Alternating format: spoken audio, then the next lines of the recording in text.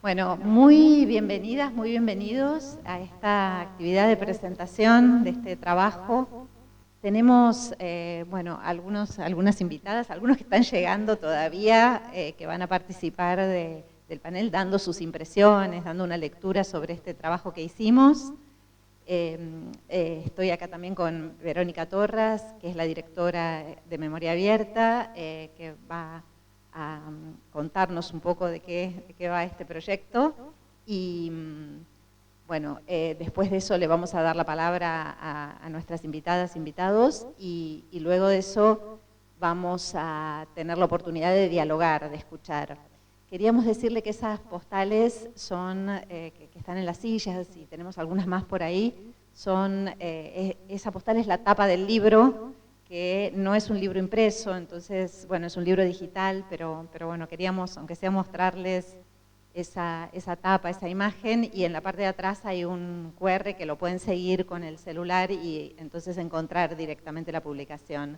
Esperamos que todos y todas lo puedan leer y nos hagan sus sugerencias, sus devoluciones, sus impresiones sobre este trabajo. Bueno, te doy la palabra, Verónica. Bueno, buenas tardes también a todas, todos. Gracias a nuestros panelistas. Queríamos por ahí también avisar que el padre Paco nos acaba de comentar que está complicado con una emergencia, así que posiblemente no pueda llegar. Estamos esperando sí a Adolfo Pérez Esquivel, que está en camino ya llegando, así que en algún momento nos interrumpirá su ingreso.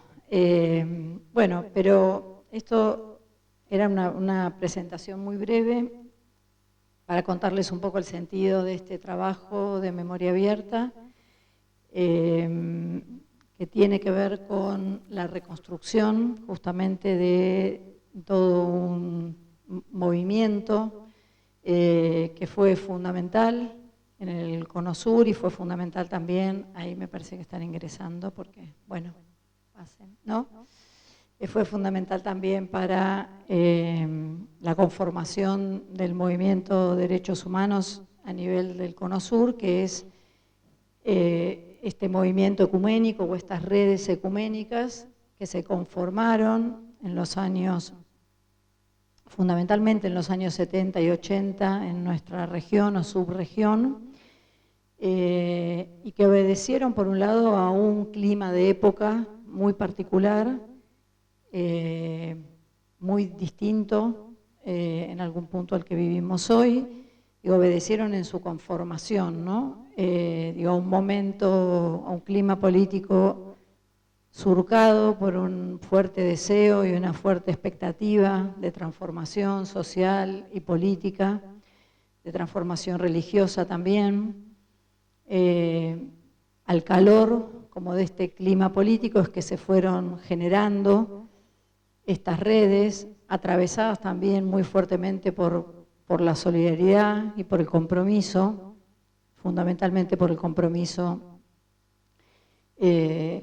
con los pobres, con los excluidos, pero también por el compromiso por una transformación social, por una lucha contra la desigualdad, y al mismo tiempo particularmente fueron redes fundamentales en el contexto de las dictaduras del Cono Sur, cuando, bueno, sobre todo a partir del golpe de Estado en Chile, en el 73, y de ahí en adelante también, bueno, el golpe de Estado, como sabemos, en Argentina, unos años más tarde. Bueno, estas redes tuvieron un nivel de activismo fundamental. Ya habían comenzado en realidad a trabajar antes en relación con cuestiones de refugio, pero comenzaron a ser también vitales para la protección y la defensa de la vida en estos contextos de dictaduras en el Cono Sur.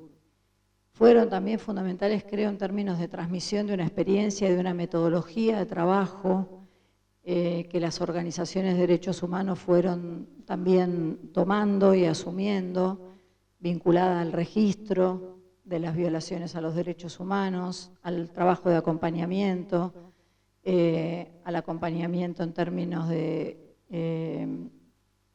psicológico, en términos de salud, en términos de acompañamiento social. Bueno, fueron redes que tuvieron una centralidad y creo, vuelvo a decir esto, creo que fueron vitales tanto para fortalecer y organizar, contribuir a organizar el movimiento de derechos humanos en nuestra región, como para darle a su vez articulaciones a nivel regional y a nivel internacional.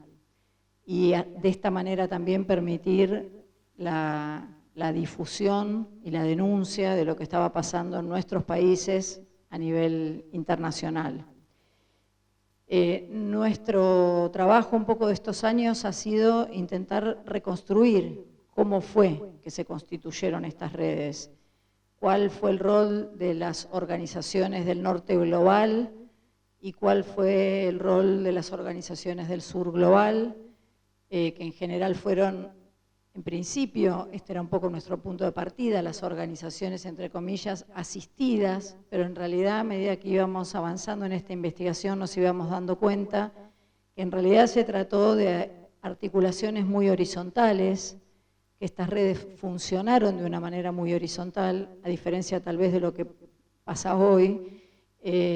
Podemos esto conversarlo después, no digo pasa hoy con las redes ecuménicas, sino que pasa hoy en términos de otras redes, ¿no? Que tal vez tienen un carácter más verticalista y más jerárquico. Creo que estas redes, justamente por quiénes eran los actores fundamentales y cuáles eran las convicciones de estos actores, tuvo este carácter fuertemente horizontal que fue también fundamental para su sostenimiento y que se sostienen, digamos, hasta el día de hoy. Lo que nosotros queríamos era, bueno, comprender un poco cuál había sido el rol de estas organizaciones en la creación del movimiento de derechos humanos a nivel del sur global. Y bueno, estuvimos haciendo un trabajo de por lo menos un par de años de investigación, tanto en archivos de organizaciones como WOLA, como el Consejo Mundial de Iglesias, como ACAT en Francia, y al mismo tiempo haciendo un trabajo con archivos de las organizaciones del sur global. Trabajamos con los archivos de muchas organizaciones. Y por otro lado hicimos una cantidad muy importante de entrevistas, 70, 71 entrevistas, creo que son el total de las entrevistas que logramos hacer. Todo este trabajo está, por un lado, este trabajo de creación, en algunos casos, o producción de fuentes, como en el caso de las fuentes orales o testimoniales de las entrevistas, pero también el caso de la recopilación y reconstrucción de las fuentes documentales en las que trabajamos, estos archivos a los que tuvimos acceso en diferentes países del mundo y también en diferentes países de nuestra región. Esos archivos tuvimos posibilidad de digitalizarlos, tuvimos posibilidad de reunirlos en una colección documental específica, eran archivos que estaban dispersos en diferentes partes del mundo, que hoy están reunidos y organizados y se pueden consultar en el catálogo de Memoria Abierta, pero que también tienen acceso a partir de esta publicación, tanto de los fondos documentales con los que trabajamos como de las entrevistas que pudimos hacer. Además de las entrevistas que también teníamos hechas ya en Memoria Abierta y que fuimos también a buscar y a recopilar para este proyecto. Así que, bueno, a partir de todas estas fuentes es que construimos de alguna manera una narrativa, un relato de lo que las propias fuentes nos contaban respecto de cómo se había dado este proceso y a partir de las voces de quienes fueron los protagonistas. Este relato y esta reconstrucción es lo que ustedes van a ver en la publicación digital y al mismo tiempo, como les decía, también pueden, al final de la publicación hay un anexo documental donde pueden tener acceso directo a las fuentes. Bueno, esto un poco para contar de qué se trató el proyecto. Quisiera hacer algunos agradecimientos antes de que empecemos con los panelistas. Primero a todo el equipo de Memoria Abierta que estuvo involucrado en este proyecto, a Soledad Catogio, que está por aquí, investigadora del CONICET, del IDES y docente de la UBA, que nos acompañó también en todo este trayecto. Muchas gracias, Soledad. Queremos agradecer también los apoyos de Miserior, en particular a Simone Lehmann y a Rosario, en particular a Simone Lehmann, que fue nuestra acompañante en todo este proceso, a Rosario Ledesma de ACAT, porque sin la colaboración, digamos, de ACAT y de Miserior no hubiéramos podido avanzar en este trabajo. También queremos agradecer a Claudia Delicio, de Pan para el Mundo, por su acompañamiento, y al obispo de Quilmes, Monseñor Carlos José Tisera, que está por aquí, que nos honra con su presencia, que nos dio también su acompañamiento desde el principio para que podamos avanzar en este proyecto.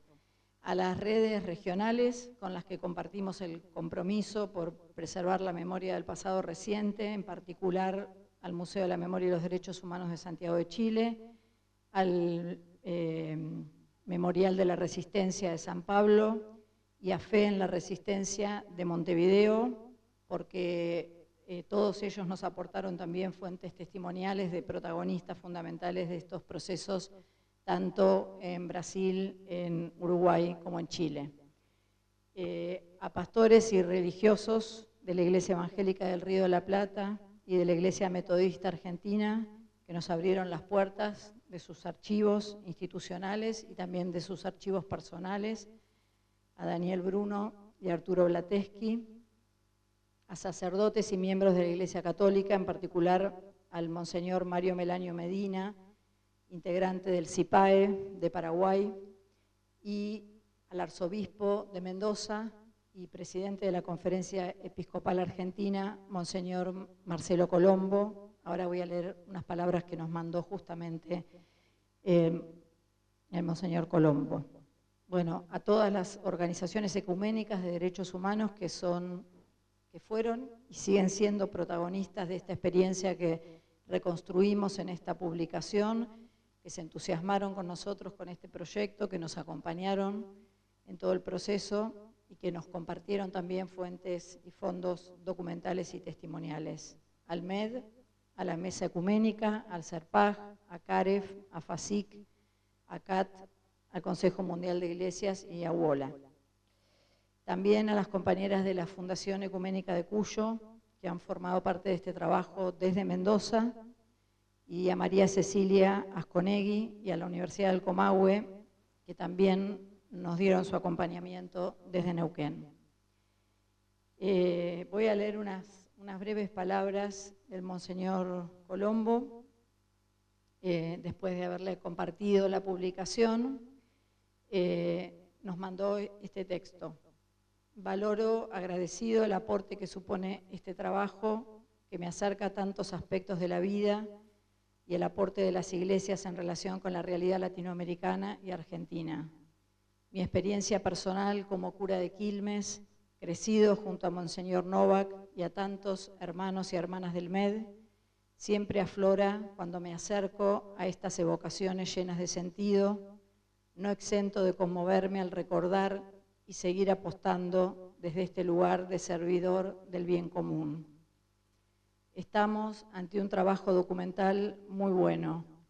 La estructura cronológica ofrecida es de mucha ayuda, sobre todo para lectores más jóvenes. Toda la parte histórica es muy interesante, con inserción de testimonios. Está diferenciada la tarea de las organizaciones internacionales, las de ayuda que venían del hemisferio norte y las receptivas del sur.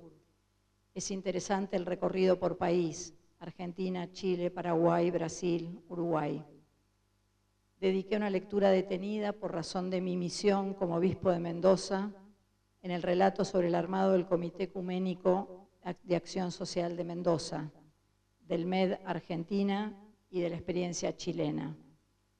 En las proyecciones aparecen cosas muy interesantes como la defensa de las infancias frente al embargo social que constituye la deuda externa.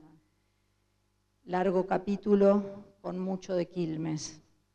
El tema del campesinado, tierras, pueblos originarios y migrantes.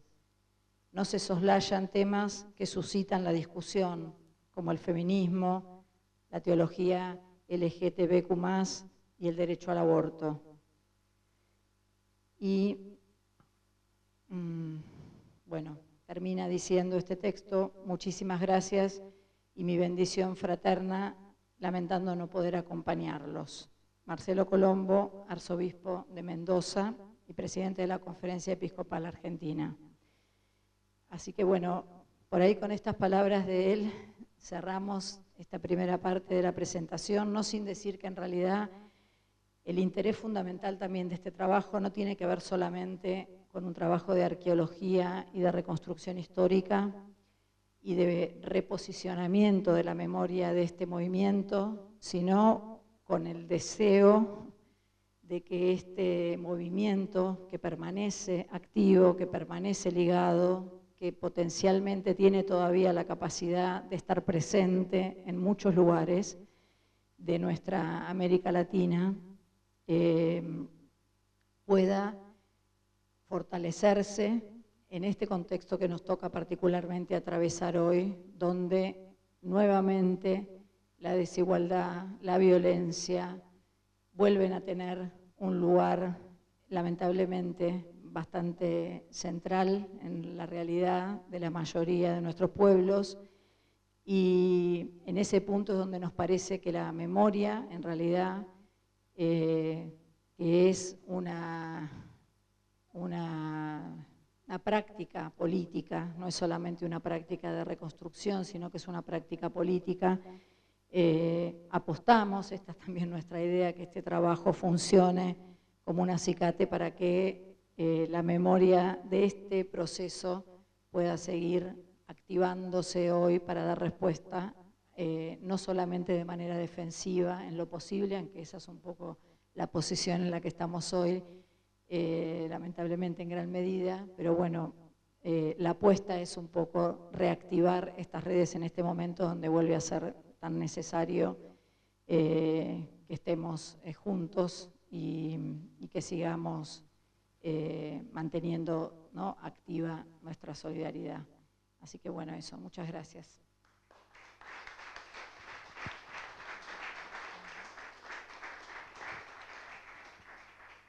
Bueno, gracias, Vero, por hacer esta introducción. Y ahora vamos a darle la palabra a nuestro invitado, pero a la mesa anfitrión, más o menos anfitrión, ¿no? Leonardo Schindler, que bueno, viene acompañando este trabajo desde el principio. Y bueno, Leonardo es pastor presidente de la Iglesia Evangélica del Río de la Plata y también de la Federación Argentina de Iglesias Evangélicas. Y bueno, te pasamos la palabra. Muchísimas gracias y bienvenidos y bienvenidas. Me toca la tarea de, bueno, ser de alguna manera anfitrión. Esta es la parroquia Esmeralda de la Congregación Evangélica de Buenos Aires, de la Iglesia Evangélica del Río de la Plata. Una parroquia que en su sótano, que está acá, cuyo ingreso todavía se puede llegar, albergó las primeras reuniones de la PDH que tenían aquí, y dicen que también algunas reuniones de madres en los tiempos más difíciles, donde encontrar un lugar para reunirse. Lo de la PDH lo sé, lo de madres habría que certificarlo. Cuando tuve acceso al libro digital que preparó Memoria Abierta, que hoy estamos compartiendo, y leía todo lo que las iglesias del campo evangélico protestante junto a diócesis de la Iglesia Católica pudimos hacer en tiempos donde la vida estaba en peligro, donde el Estado se convirtió en el principal enemigo de la vida, uno rescata esa memoria y dice cuánto se pudo hacer y cuánto podemos hacer todavía.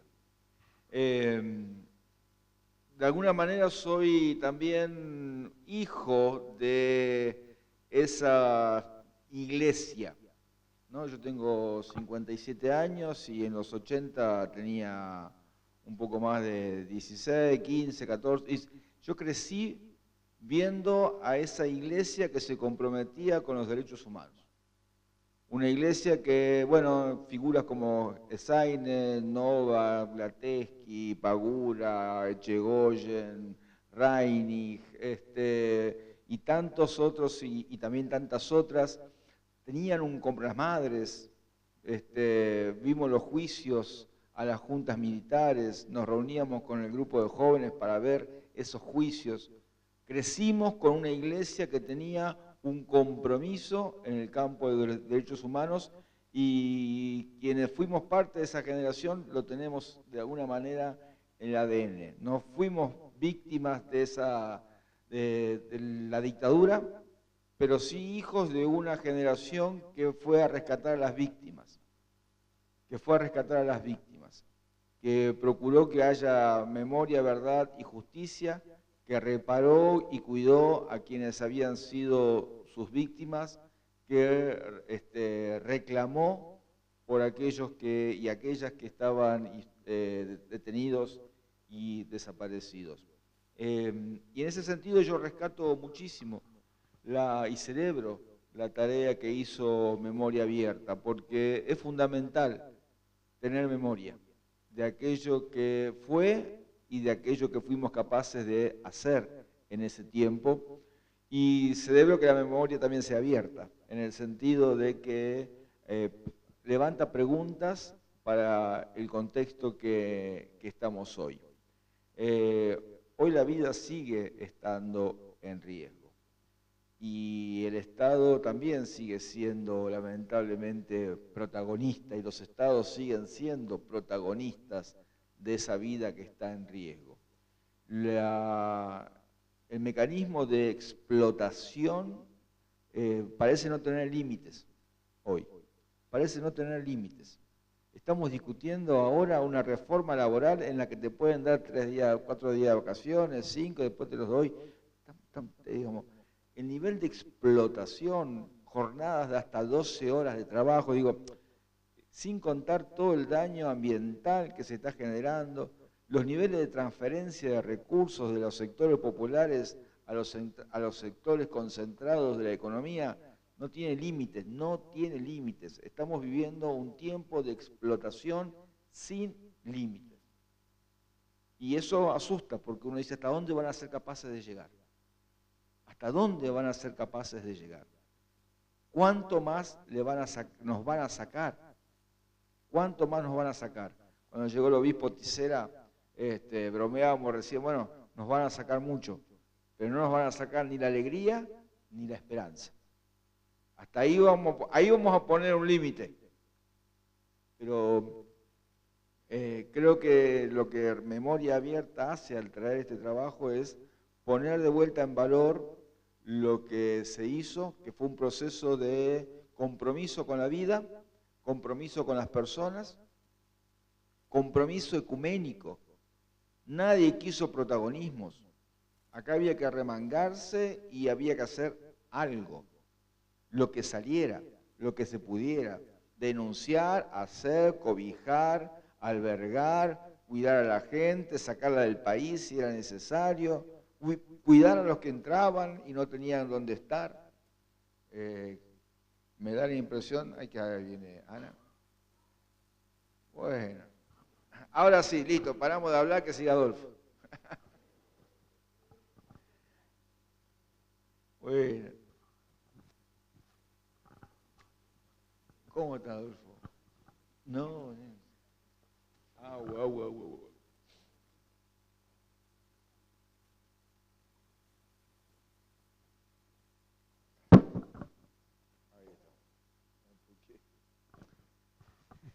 Ahí está. Y el otro día en una reunión Adolfo decía, las iglesias se tienen que volver a juntar, ¿no? Y es lo que estamos haciendo, ¿no? En Mesa Ecuménica y en tantos otros espacios estamos volviendo a juntarnos porque, como les decía hoy, el desafío es muy grande. Me preguntaban la gente de Memoria Abierta, cuando me invitaron, dice, ¿y el protestantismo tiene algo para aportar hoy en este contexto en el cual estamos? Digo, qué pregunta complicada. No tiene otra más fácil, profe, para contestar. A ver, este sistema de explotación ilimitada, lastimosamente, tiene muchos relatos que la sustentan. Muchos relatos que la sustentan. Y para vergüenza quizás de los cristianos y las cristianas, algunos de esos relatos tienen también un carácter religioso. Para sostener este sacrificio hay sectores religiosos que cumplen la importante tarea, para ponerle un nombre, de respaldar, de sostener y hasta de sacralizar ese sacrificio. Está bueno que te sacrifiques. Está bueno que te sacrifiques. Y está bueno que tengas que pasarla mal para que algún día tengas que estar bien. Ese sacrificio meritocrático, individualista, está sostenido también por un relato religioso. Un relato religioso en lo cual lo individual prima sobre lo comunitario. Un relato religioso en el cual la riqueza es una bendición. Y si es una bendición, no se cuestiona. Si es una bendición, no se cuestiona. Te la dio Dios porque sos bueno, porque haces las cosas bien. Entonces se bendice a los magnates. No se les pregunta cómo la hicieron. Desde esa perspectiva, la justicia social es una aberración. Desde esa perspectiva religiosa, lo único que cuenta es el mérito de las personas y, por lo tanto, los derechos personales, ambientales, laborales, sindicales, sociales, son un privilegio y, por lo tanto, un estorbo que no pueden admitirse. Hoy hay sectores religiosos fundamentalistas ligados a la derecha que promueven justamente esto. Están promoviendo un discurso que sostiene y le da validez divina al sacrificio de absolutamente todo. En esa perspectiva, como cristianos protestantes, porque esa fue la pregunta que me habían hecho, creo que las tenemos mucho como para hacer. Primero porque los protestantes nacimos protestantes. Bien, arrancamos así. Es decir, contra un modelo hegemónico. Hay una sola verdad. No. Fuimos a buscar otras verdades con fundamentos. Entonces, desde el vamos, los protestantes tenemos un espíritu crítico. Y creo que es muy valioso hoy profundizar el espíritu crítico. Crítico para con las Sagradas Escrituras también, ¿por qué no? Crítico para con las doctrinas religiosas, críticas para con el poder. Una perspectiva crítica es fundamental en estos tiempos en los que vivimos, en los que, la noticia circula, los contenidos circulan, todo circula, todo se consume, pero nada se cuestiona. Se consume y no se cuestiona. Se consume y no se critica. ¿Se cree o no se cree? Hay un montón de cosas que son vendidas como verdades absolutas y que uno dice es una locura. Pero yo le creo que sí. En ese contexto creo que el protestantismo tiene un elemento para aportar que tiene que ver con la conciencia crítica, con la capacidad de no ser hegemónicos y de creer que siempre hay distintos modelos posibles. Por otro lado, hay un aspecto fundamental que tiene que ver con la perspectiva protestante, con la tradición protestante, que es afirmar la justicia de la gracia, por encima de la justicia de la ley.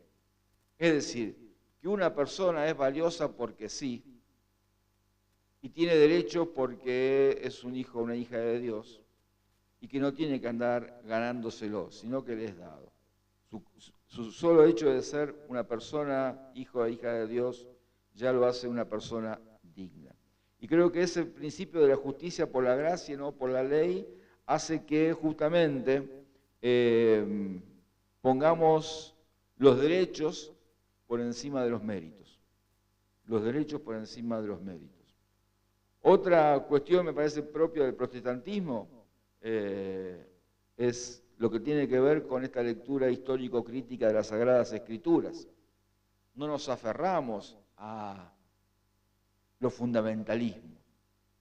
Podemos tener una lectura histórico-crítica y por eso muchas cosas que hoy son condenadas desde el Evangelio, nosotros decimos, no, paren. Para nosotros tenemos otra lectura de la palabra. No vamos a condenar a las personas por su orientación sexual. No vamos a condenar a las personas por su militancia o por su participación. No, eso es eso no tiene sustento bíblico. Y en ese sentido yo creo que como iglesias evangélicas, y con esto termino para no alargar tanta la cosa, tenemos para aportar también lo mismo que hemos aportado siempre, un espíritu ecuménico. Pero el espíritu ecuménico creo que hoy tiene que ser mucho más amplio todavía. Tiene que ser un ecumenismo que no solamente sea eclesial, sino también un ecumenismo de carácter social. Porque estamos persiguiendo más o menos todo lo mismo. Y en las calles nos encontramos evangélicos, católicos, no católicos, ateos, judíos, peronistas, radicales. Bueno, radicales no hay tanto, pero hay, estamos todos en las calles reclamando. Estamos todos en la calle reclamando. Ese es el ecumenismo que hace falta. Ese es el ecumenismo que hace falta. Un ecumenismo que tenga que ver con la defensa de la vida, la defensa de la dignidad y del cuidado de la creación. Y también creo que tenemos un desafío a la hora de construir y edificar comunidades que sean cuidadoras de la gente y transformadoras también de la vida de las personas para, bueno, asumir un compromiso también en la defensa de los derechos humanos. Nada, si no venía Adolfo hablaba un rato más, pero ahora vino el importante. Muchísimas gracias y quería compartir este testimonio con ustedes.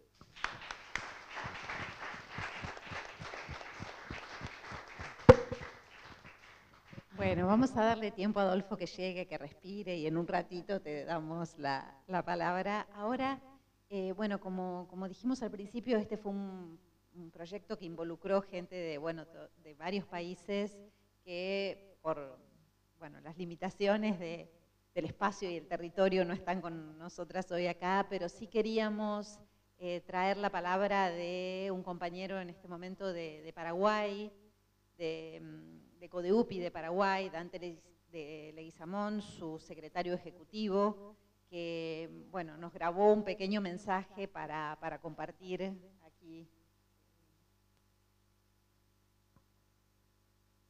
Es Dante Leguizamón, soy secretario ejecutivo de la...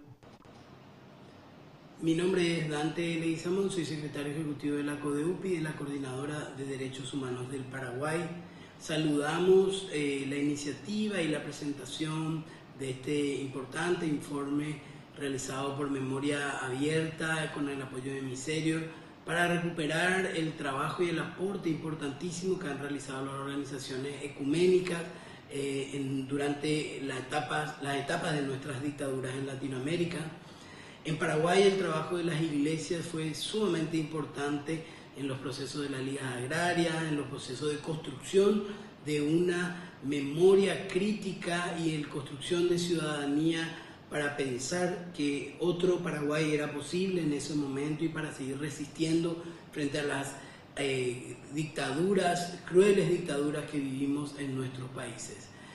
Muy importante el documento que están presentando hoy y nos encanta haber podido participar de alguna manera en este proceso y una vez más saludamos que hayan podido compilar estas experiencias tan importantes para nuestros países. Muchas gracias.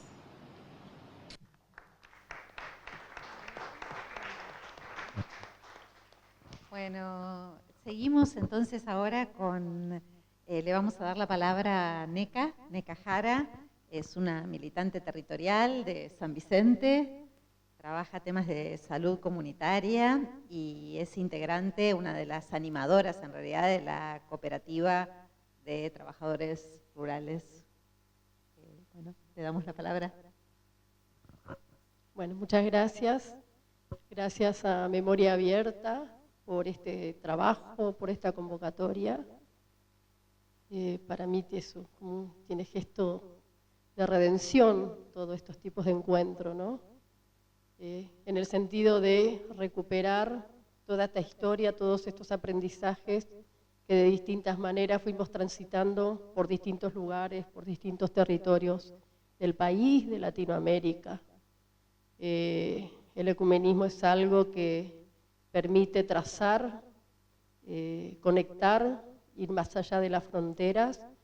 Cuántas luchas, todas las luchas que se fueron dando por la emancipación, la liberación de comunidades, de pueblos, de territorios.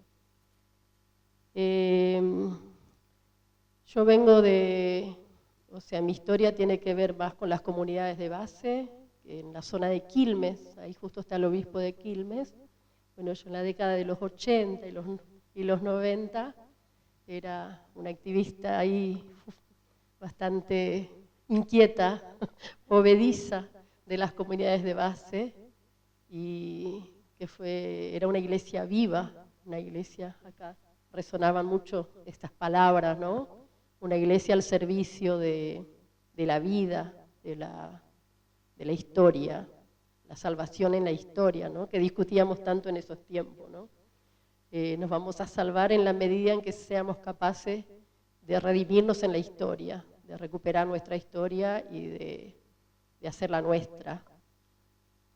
En esos tiempos también estudiaba teología y filosofía, y esto me llevaba a búsquedas, ¿no? Y así me fue encontrando fuertemente con dos iglesias. Una donde estudiaba que me proponía un camino y otra por ahí donde activaba que me proponía otro camino. Tuve la suerte de elegir allá donde la acción era viva, ¿no? Y así fuimos transitando por distintas experiencias. Quilmes fue un bastión en este sentido, ¿no? Yo participamos mucho como comunidades en las tomas de tierra, en el armado de territorios, de asentamientos, barrios. Después, en la década de los 90, con la profundización del neoliberalismo, que no hace falta que hable acá de eso, surgieron los movimientos de desocupados. Así que nosotros creamos el MTD Solano, en el marco de una iglesia católica, la iglesia Nuestra Señora de las Lágrimas de San Francisco Solano. Fue conflictiva la historia, porque ya estábamos saliendo por ahí de un proceso, de todo este proceso que venía marcando. Había llegado un obispo diferente, Farrell, estaba marcando por ahí otro rumbo, así que no fue muy amable. Fue más bien un desencuentro en estos momentos con la jerarquía de la iglesia, ¿no? Eso nos llevó a... el movimiento de desocupados se había creado en el marco de la parroquia, en el marco del consejo parroquial. Así que eso llevó a una rebeldía de la gente del barrio, de la iglesia, de las comunidades, y fue como una ocupación de la iglesia, ¿no? Eso no terminó muy mal. Pero bueno, todo ese proceso a mí nos fue llevando por ahí a todos estos militantes que veníamos con esta experiencia, a pensar en una manera de construir la vida de manera integral. Por eso hoy trabajamos mucho por la conformación de comunidades territoriales. Yo hoy vivo en una comunidad, ya viví en otras comunidades que fuimos armando, y hoy vivo en una donde la perspectiva es defender y trabajar mucho por la agroecología, entendiendo que acá, yo tomaba algunas palabras, la vida está en peligro, toda la vida está en peligro, lo viviente está en peligro. Entonces como que hay que salvar todo eso viviente, ¿no? No solo, y acá viene la conexión, ¿no? Cómo traer esta lucha por los derechos humanos a los días de hoy. Creo que todo lo viviente tiene derecho. Las plantas tienen derecho, los animales tienen derecho, los seres humanos tenemos derecho. La tierra, más que nada, clama hoy por sus derechos, que las estamos haciendo, o sea, con las minerías, con las megaminerías, con todos los proyectos neoliberales, se está poniendo en riesgo a todo el planeta. Acá también hablaban de los fundamentalismos, cómo el fundamentalismo religioso está destruyendo pueblos enteros, que es lo que pasa en Gaza hoy, por ejemplo. Las amenazas que sufren las comunidades y muchos países y muchos territorios. Creo que todo esto tenemos que conectar con esta historia de lucha, que creo que los pilares del ecumenismo es el diálogo, la cooperación y la acción. Eso tiene que estar permanentemente en nuestras vidas, ¿no? En nuestras tramas de la historia. Así que para nosotros construir comunidades hoy significa defender la integralidad de la vida. Por eso trabajamos por hacer proyectos productivos, trabajamos por hacer centros de salud comunitaria, ahora estamos trabajando por crear escuelas agrotécnicas, agrarias, abiertos, todas estas realidades abiertas a la comunidad. Y bueno, saludo con mucho entusiasmo este tipo de encuentro, este tipo de trabajo, de aporte. Agradezco mucho la invitación y no quiero extenderme más porque me gustaría mucho escuchar acá al querido compañero Esquivel. Bueno, muchas gracias.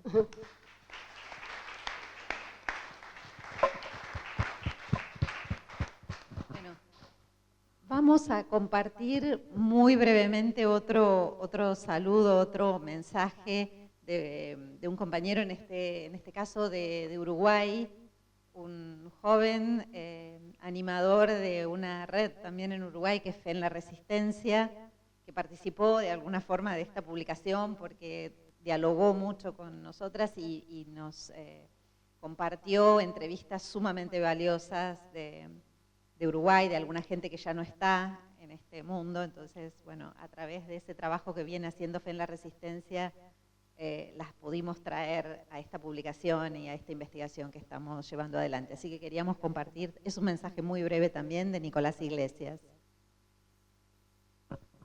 Desde Fe en la Resistencia saludamos el proyecto Memoria Abierta, con el cual compartimos el espíritu y la vocación ecuménica de recoger testimonios de solidaridad y resistencia en tiempos de dictadura, recoger un legado inmenso que tenemos en nuestra América Latina de cómo la fe, la teología de la liberación, la educación popular fue generando un entramado solidario e internacional que salvó la vida y dignificó la vida de muchas personas.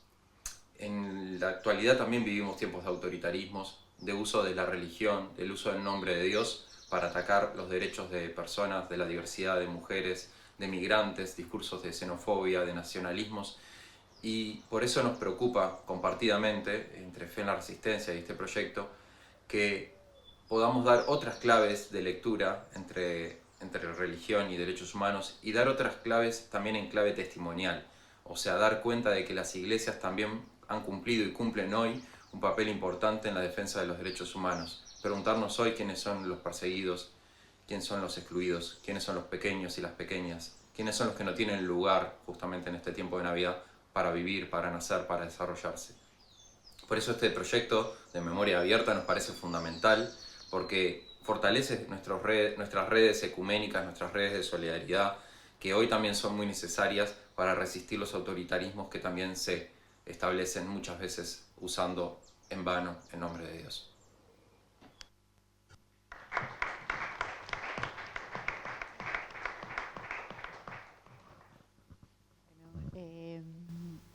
Después de estos mensajes este mensaje que llega del otro lado del río, le queríamos pasar la palabra a Adolfo Pérez Esquivel. No hace falta presentarlo, pero yo lo voy a presentar igual. Nuestro compañero Adolfo es Premio Nobel de la Paz, pero bueno, fundador del Servicio de Paz y Justicia, pero sobre todo otras dos cosas que nos importan mucho. Es un profesor, ¿no? Sigue ahí animando una cátedra de Derechos Humanos en la Facultad de Ciencias Sociales, preocupándose por la transmisión, y un artista plástico, además. Así que, bueno, pero nosotros vemos tus obras, así que bueno, te pasamos la palabra. Gracias, buenas tardes a todos y todas. Perdonen la demora, pero este es el país de lo imprevisto. Por eso llegamos tarde. Hacía tiempo que no venía por esta iglesia, pero antes sí veníamos con los hermanos que estaban aquí luchando y acompañando. Ahora, hablar del ecumenismo, yo lo relaciono a los ríos. Los ríos, cada río tiene una personalidad, tiene determinados elementos que se nutren de la tierra, de los bosques, del sol, y cada río nos habla. Pero lo encontramos en muchos lugares. Yo cuando fui a Irak, durante la guerra de Irak, desde Jordania a Bagdad, son 2000 kilómetros de desierto. Y tuve que atravesar los puentes de dos ríos sagrados, la cuna de la humanidad, el Tigris y el Éufrates. Una emoción terrible porque nunca me imaginé que iba a atravesar los puentes de esos ríos, llenos de chabolas, de pobreza en las orillas, pero el río cuando crece deja todo el limo, la tierra cultivable, que ya lo hacían también los egipcios en esa cultura, por eso se asientan en ese lugar. Pero también esos ríos sagrados, tanto el Tigris como el Éufrates, son testigos del caminar de la humanidad, de sus angustias, de sus esperanzas, de las derrotas, también de cómo se sobrevive. Y ustedes saben que todos los ríos conducen al mar. Y ahí es donde nos encontramos todos y todas, donde se encuentra la vida en el mar. Y creo que esto tiene que ser una enseñanza muy profunda cuando hablamos de ecumenismo. A través de más de 50 años de estar por este mundo en distintos lugares, tuve la oportunidad de compartir la oración con muchas formas de manifestarse, budistas, hinduistas, agnósticos. Recuerdo que en Bagdad estábamos en una especie de santuario, en un refugio, donde la grande potencia que dicen defender la democracia, la vida, mataron a 600 niños con sus madres. No me lo contaron, estuve ahí. A Yamira, una mujer musulmana, salió a lavar la ropa de sus hijos y cuando regresó sus hijos ya no estaban.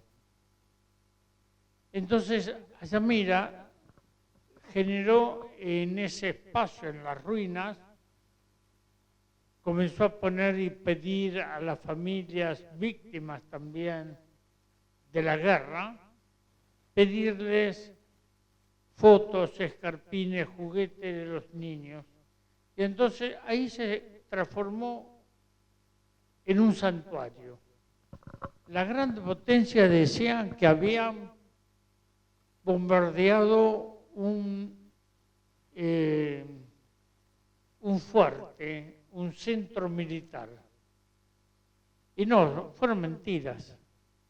Era un refugio de niños. Los niños ya no están. Pero en ese momento,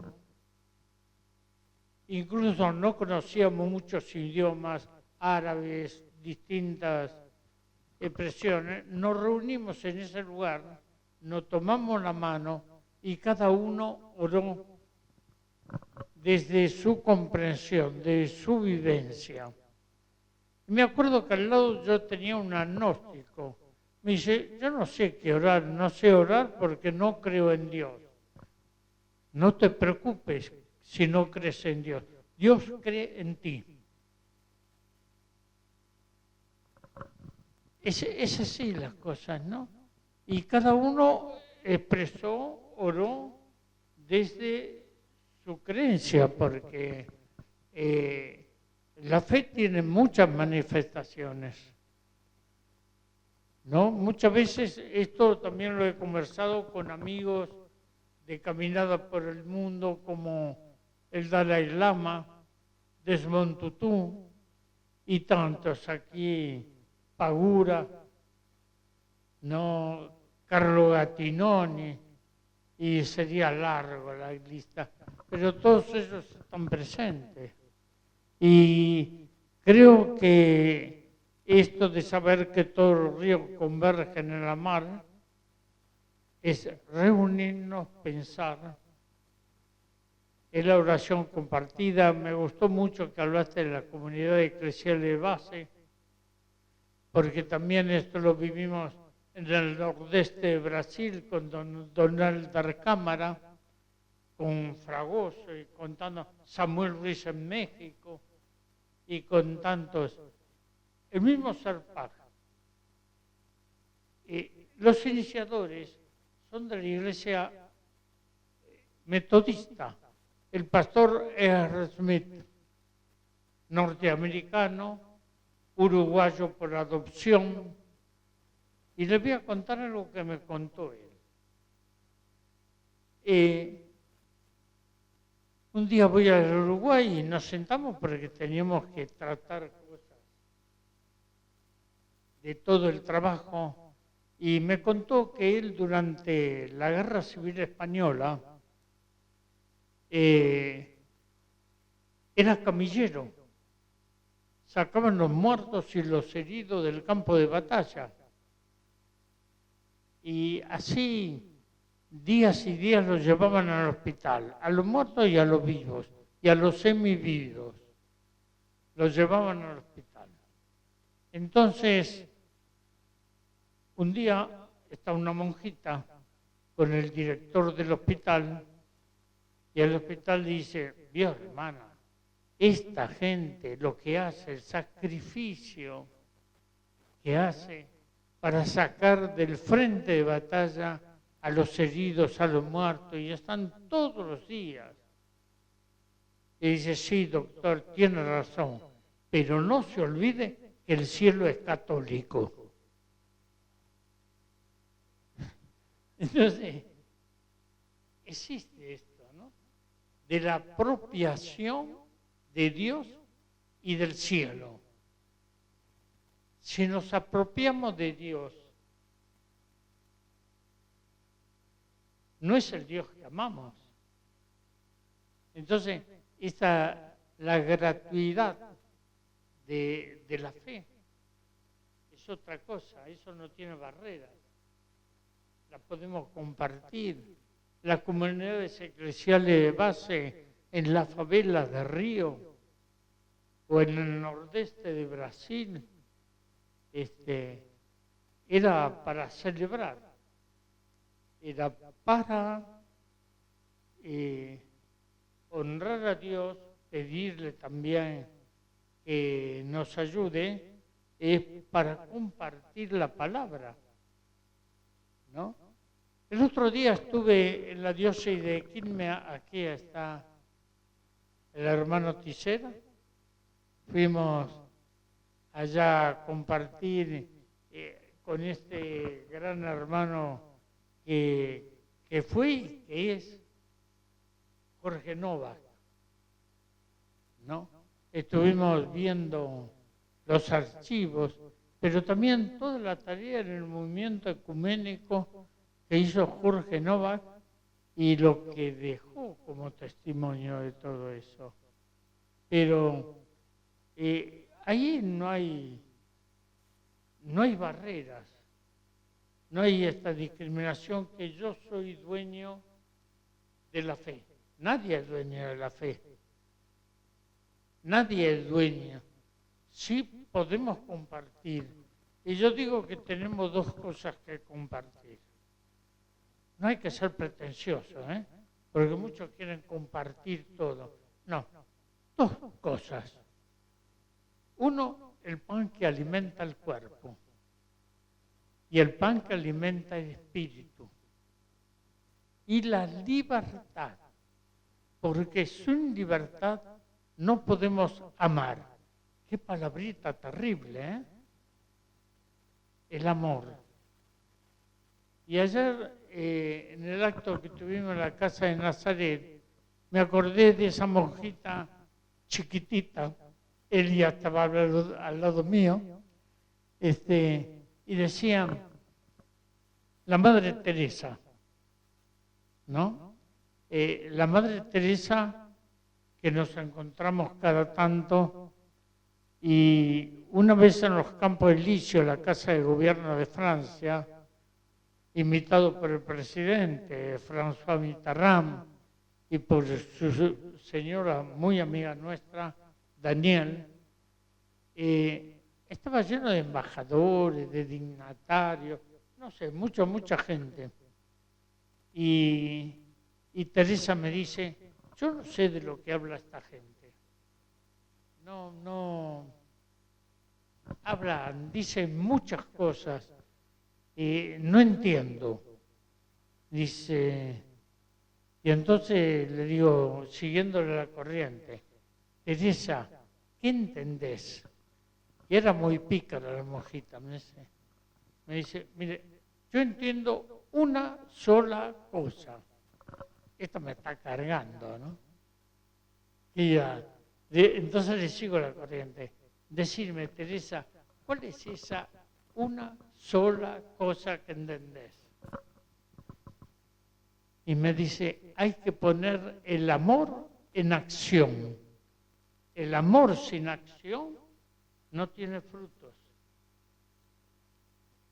Ahora, el amor en acción es mucho del compromiso que tenemos y que tratamos en la iglesia, en las comunidades, en los sindicatos, en las organizaciones, en los organismos de derechos humanos. Si no hay amor, no podemos avanzar. La vida pierde sentido. Y habría muchas cosas para compartir, pero últimamente estoy recuperando el pacto de las catacumbas. Es necesario volver al pacto de las catacumbas, donde ahí, después de Vaticano II, salen muchos por el dar cámara que los invita a ir a las catacumbas de Domitila.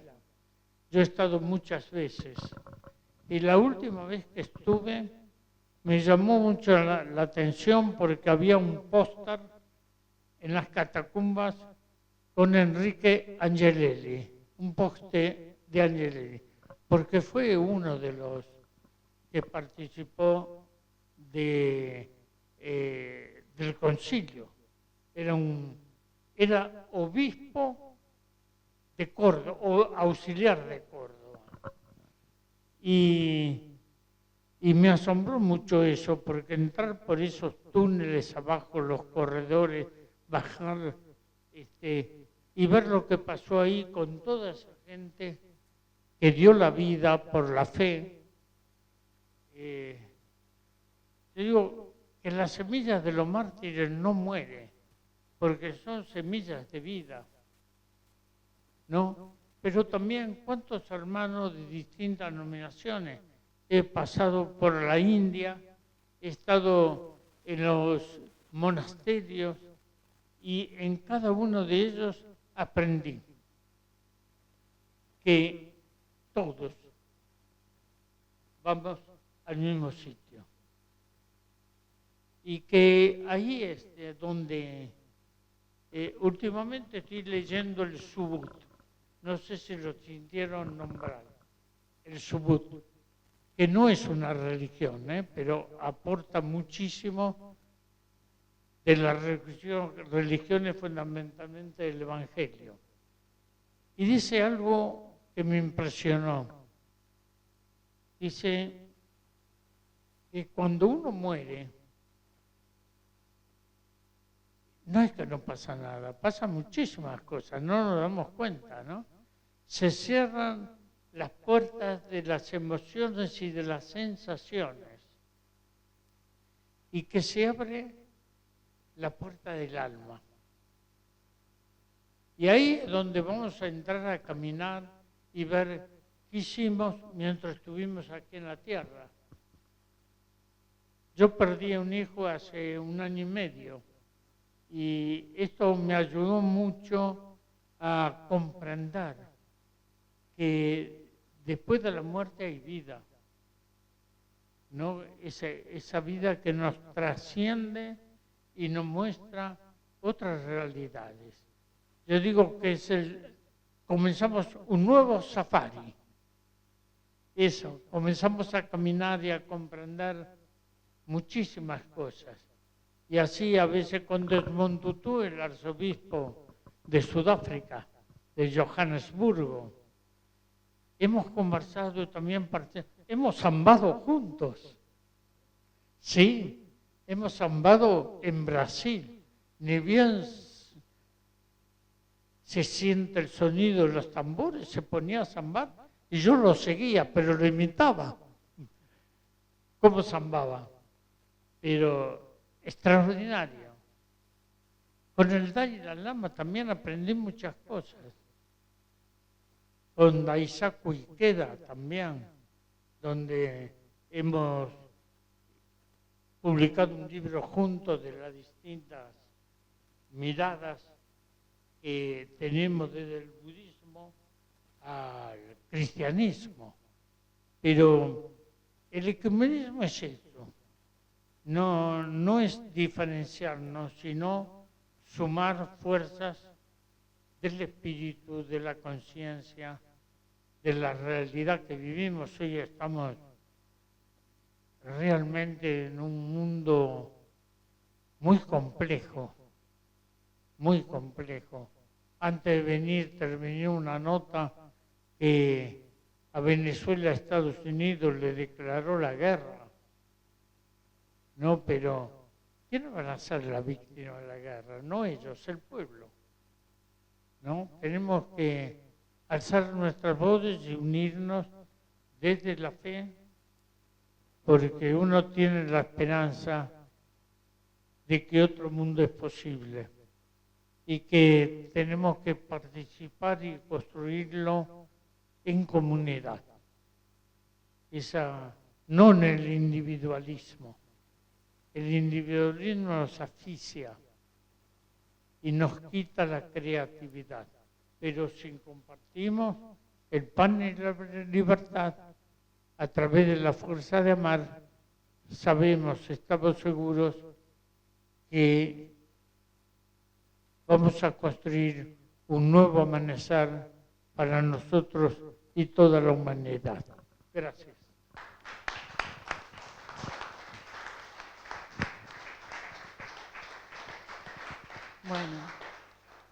Bueno, muchas gracias, Adolfo, por tus palabras. Y ahora lo que queríamos era abrir el diálogo, abrir la conversación. El micrófono está abierto, así que, bueno, si alguien quiere comentar, preguntar, intervenir, es muy bienvenida, bienvenido. Nos dejan acá una misión de escribir otro trabajo, más o menos, con todas las ideas que nos fueron dando. Así que a eso vamos.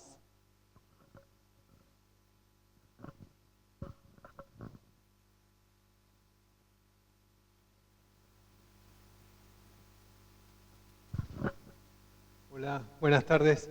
Mi nombre es Diego Morales. Trabajo en el CELS hace muchos años. Conozco a muchísimas de las personas que están acá, así que qué bueno este encuentro, volver a encontrarnos. Ya viene fin de año, son años bastante complicados, así que siempre es bueno volver a encontrarnos.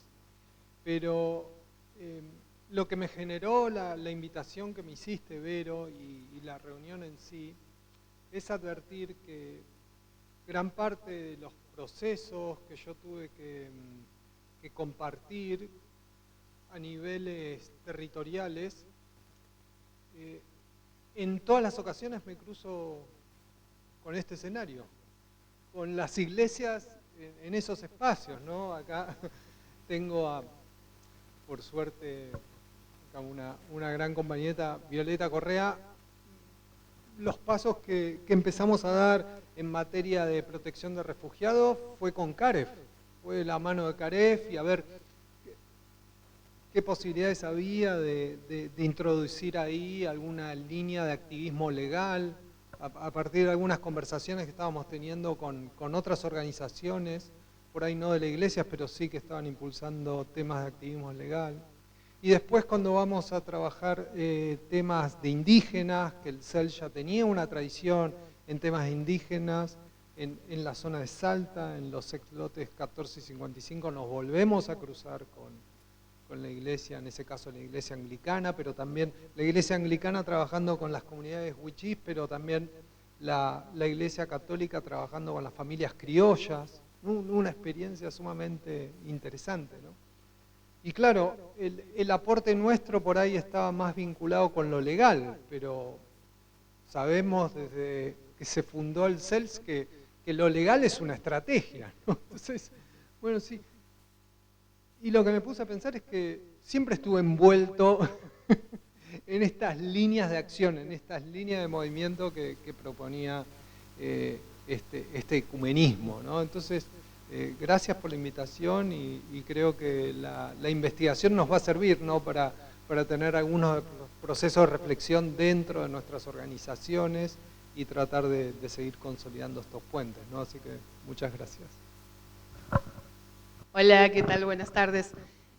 Un poco quiero contarles la circunstancia en la cual cuando me pasan la invitación para la actividad, que la primera ha sido virtual, me había llamado mucho la atención porque mi comienzo a militar en espacios de derechos humanos tiene que ver con las comunidades eclesiales de base, como comentaba la compañera. Yo particularmente soy de Santiago del Estero, y en Santiago del Estero, en un momento histórico muy difícil de la provincia, en la década de los 90, las comunidades eclesiales de base eran los ámbitos en donde se militaba derechos humanos o donde podíamos tener algún refugio quienes de alguna manera estábamos en contra de lo que estaba pasando en Santiago del Estero, ¿no?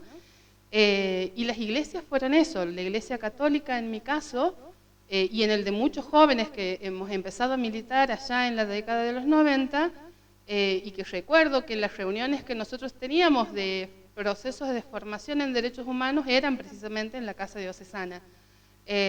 Y no eran públicas y eran, digamos, quienes nos encontrábamos ahí era, qué lindo encontrarnos, pero al mismo tiempo saber que era como un espacio en mi provincia en su momento peligroso. Nosotros vivíamos el juarismo en esa época.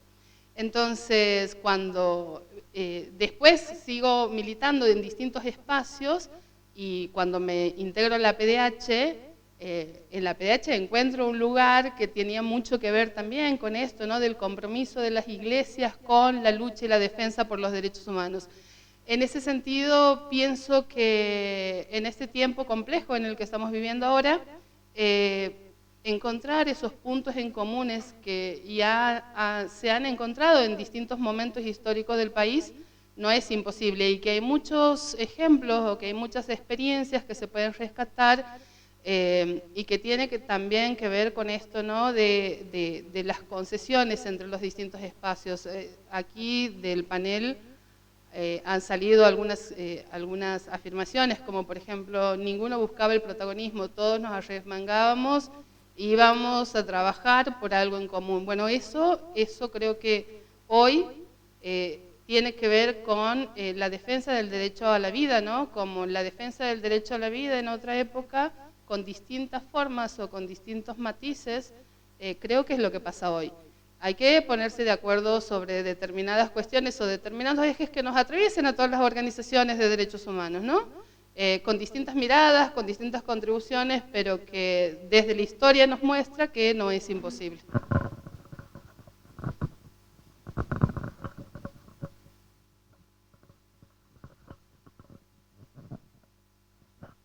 Bueno, muchas gracias. Lo veo Adolfo aquí y traigo saludos del pastor Arturo Blateschi, por muchos años coordinador del MED. La memoria que tengo entre la asociación entre Arturo, Adolfo, muchas personas que en un acto en la DITBA, frente al ex edificio de la DITBA, la Comisión por la Memoria Provincial le hizo entrega al padre Farinello, a Luisito. Yo soy de Quilmes, acá está el obispo.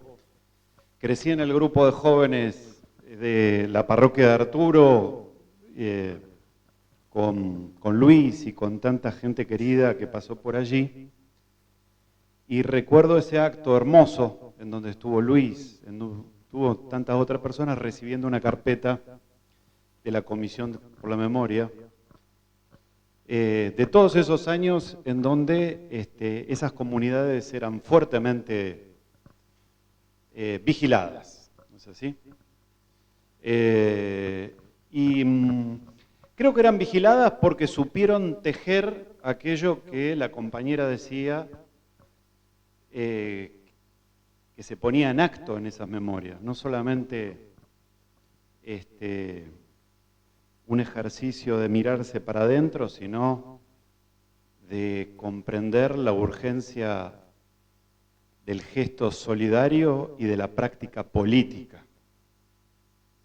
Yo celebro que esta obra que recoge la memoria en esa doble dimensión nos ponga en este encuentro hoy a personas de distintas trayectorias, pero que tenemos el desafío urgente de dejarnos hablar por esa memoria viviente ante las llagas de nuestras hermanas y hermanos hoy.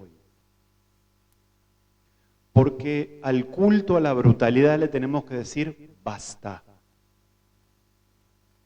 Y tenemos que recuperar lo mejor de nuestras tradiciones para abrazar a todas las personas heridas y que frente a tanta brutalidad hoy se sienten apabulladas.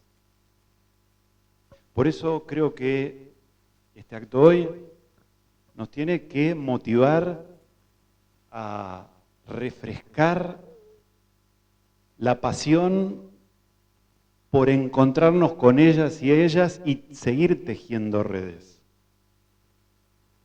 ¿no?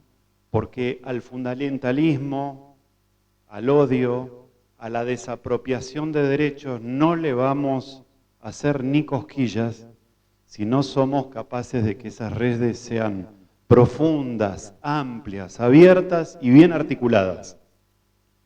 Por eso, gracias por este hermoso encuentro, gracias por ese enorme trabajo y gracias por el legado que nos deja para que el amor se haga político. Por amor a los que lo necesitan con urgencia en nuestros pueblos, aquí, en nuestro país y en tantos otros. Pienso en el pueblo hermano de Chile, que tiene una elección dramática prontamente. Gracias.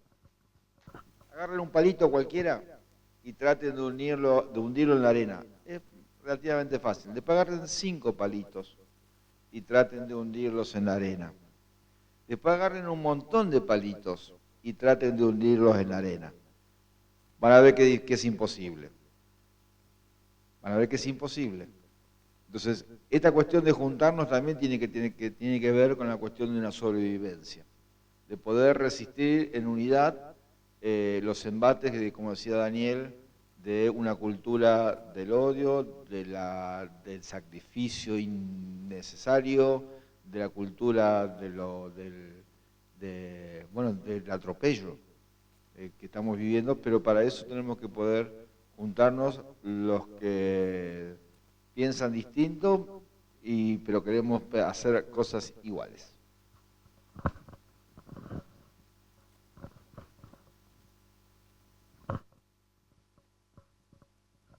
Realmente es un placer estar acá. Yo soy de una de las familias que sobrevivimos el 76, que ahí descubrí, cuando vinimos acá a Buenos Aires, unos lugares muy interesantes que nos abrieron la puerta, que fueron las iglesias protestantes, una de las iglesias protestantes, la Iglesia Evangélica Discípulos de Cristo. Ahí descubrí también CAREF, Comisión de Ayuda al Migrante y Refugiado, y ahí vi también a gente muy, muy querida nuestra, que ha puesto todo, como los hermanos y hermanas que fundaron y que trabajaron en el MED. Realmente fue algo muy... Acá hay uno de los hermanos y amigos, diríamos, ¿no?, que estuvo tanto tiempo poniendo el cuerpo, realmente, poniendo el cuerpo. Y otros más que nos pudimos comunicar con gente del FASIC y demás, ¿no? Cuando armábamos redes, ¿no es cierto, Violeta? Las redes que armábamos para sobrevivir, Ahora el tiempo, seguimos con esperanza a pesar de todo lo que nos está pasando. Y la esperanza es cómo nos podemos juntar en medio de las diferencias que tenemos. Ya creo que Leo habló, y Adolfo lo sabe muy bien, de la mesa ecuménica que hemos formado y que estamos poniendo el cuerpo todos los miércoles, acompañando a la gente que más necesita. Ayer estuvimos en una actividad muy interesante donde se ha dado algunos reconocimientos, pero como mesa ecuménica también estuvimos evaluando cuánto trabajo que necesitamos hacer, cómo tenemos que hacer para poder juntar, unir, conversar todos los distintos grupos que están dentro del grupo de discapacitados, de los jubilados, del Garrahan. Hay distintos grupos. Nosotros nos corresponde un desafío grande como mesa ecuménica, a ver qué se puede hacer con eso, con los principios que tenemos como mesa ecuménica. No sé si alguien más quiere decir algo con respecto a la mesa y al ecumenismo. Yo lo estoy mirando a Luisma.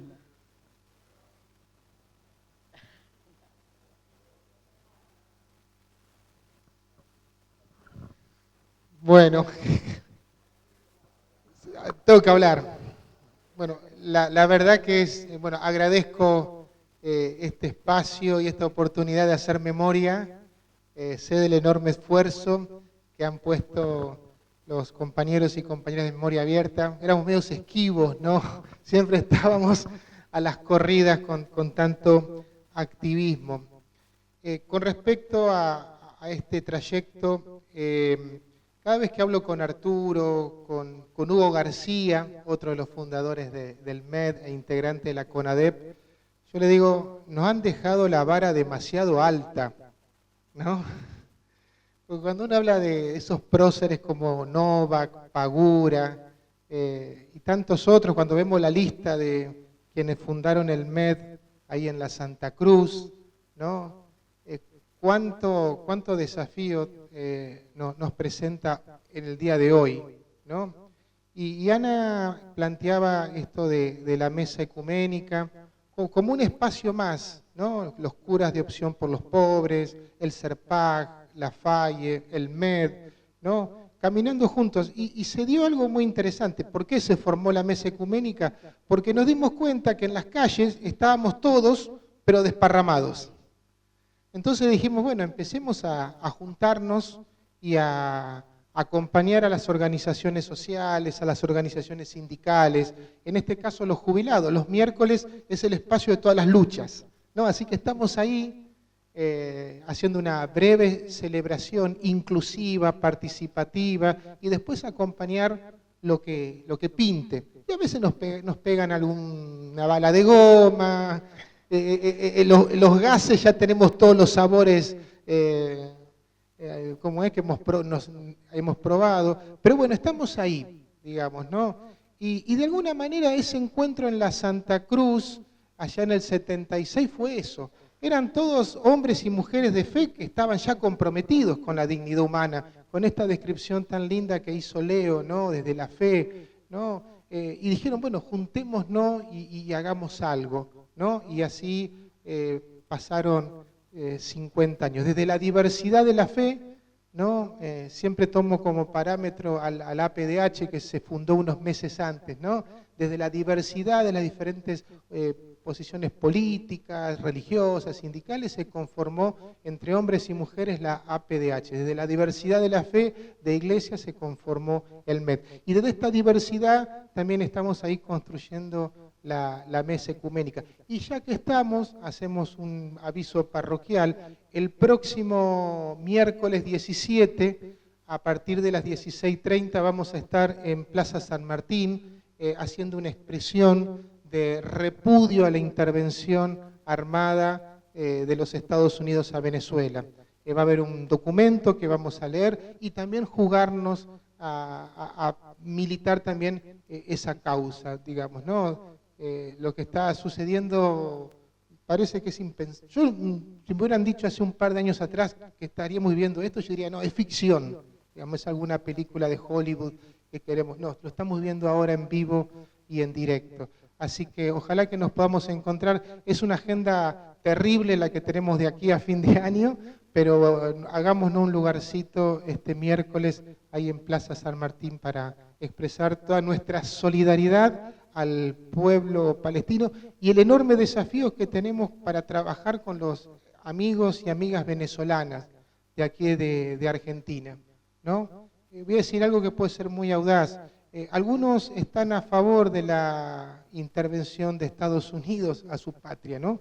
Desde la comodidad, desde Argentina, apoyando que bombardeen su país. Es complejo, ¿no? Y yo recuerdo que, no sé, quizás los compañeros y compañeras de Memoria Abierta podrán decirlo, pero ningún exiliado en el 70, ninguna organización que repudiaba una dictadura apelaba a que la Argentina sea bombardeada. Entonces creo que tenemos un testimonio ético los argentinos y las argentinas para decirle a nuestros hermanos y hermanas venezolanas que tiene que haber paz. Y la respuesta y las soluciones y las contradicciones que pueda tener el pueblo venezolano la tiene que resolver el pueblo venezolano y no Estados Unidos con su intervención armada. Ya sabemos lo que son las armas de destrucción masiva que nunca aparecieron y así un montón de argumentos que sabemos que han destruido pueblos enteros. Así que bueno, muchísimas gracias.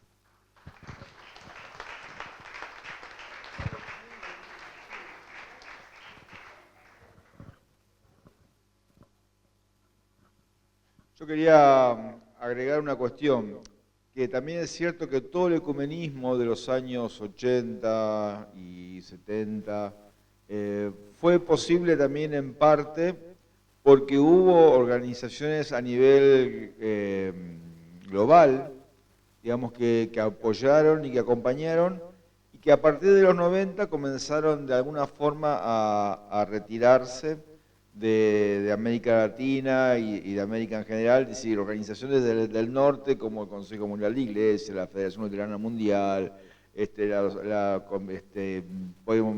Consejo Mundial de Iglesias Reformadas, ¿sí? Organismos a nivel global que acompañaron en los 70, en los 80 y que en los 90 comienzan a retirarse. Y yo, si fuera alguno de ellos, me volvería a involucrar, porque y no porque necesitemos de ellos y de ellas, sino porque ellos y ellas van a necesitar del aprendizaje que estamos haciendo nosotros aquí. Porque estas organizaciones a nivel global, porque lo que hoy estamos viviendo aquí nosotros y sufriendo y padeciendo, es algo que se va a venir en todos lados. Es decir, este avance de la derecha y de su cultura de la explotación sin límites, también lo van a vivenciar en otros lugares que hasta ahora tienen otros estándares de vida. Entonces me parece que también es cierto que hoy a los problemas globales hay que también enfrentarlos con soluciones globales. También me parece que es fundamental que ese ecumenismo regional comience a tener apoyo también de las instituciones a nivel global y continental. Bueno. ¿Tenemos alguna otra mano ahí levantada? ¿Alguien más con ganas de compartir algo, de preguntar, de decir?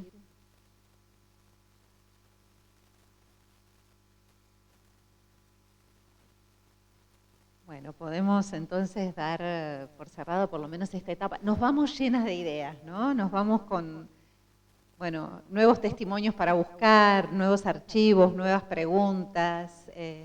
Seguramente vamos a seguir pidiéndoles apoyo, ayuda, seguir dialogando sobre estos temas. Estamos sumamente agradecidas que hoy, en este día tan especial, se hayan tomado el tiempo para venir aquí a compartir estas experiencias que son un poco, como decía Diego hace un rato, de todos y de todas nosotras. Nos acompañan a las organizaciones de derechos humanos de manera absolutamente constitutiva.